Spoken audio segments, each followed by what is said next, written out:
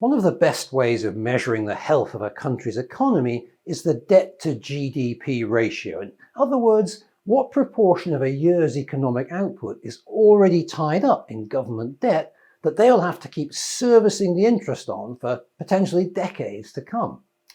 A look at the worst offenders is revealing. If you follow the activity of governments and central banks, you won't be surprised to learn that the number one in this hit parade of shame is Japan, with a staggering 238%. They've been trying to revive their economy with money printing since 1989, but there's still a long way to go. Next comes Greece on 181%. Joining the euro has been disastrous for Greece, which has had to borrow over $300 billion from the EU and is still only in marginally better shape than the Sudan and Venezuela.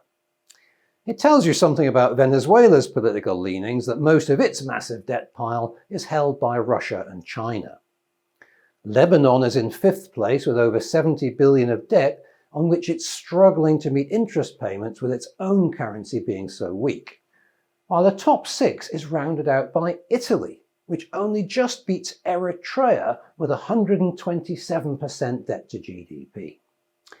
I know it's an unfair comparison, but it's worth remembering that the national debt of Monaco is a very round number, 0.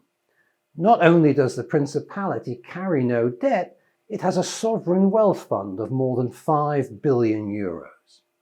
If you're looking for a stable, soundly managed economy in which to base yourself, and I think this is going to become even more important as Western governments rush to adopt modern monetary theory, you really should consider Monaco as a base for your home and perhaps your business. Why not fill in the contact form and let's start a conversation to see if Monaco and its 0 debt to GDP ratio could work for you.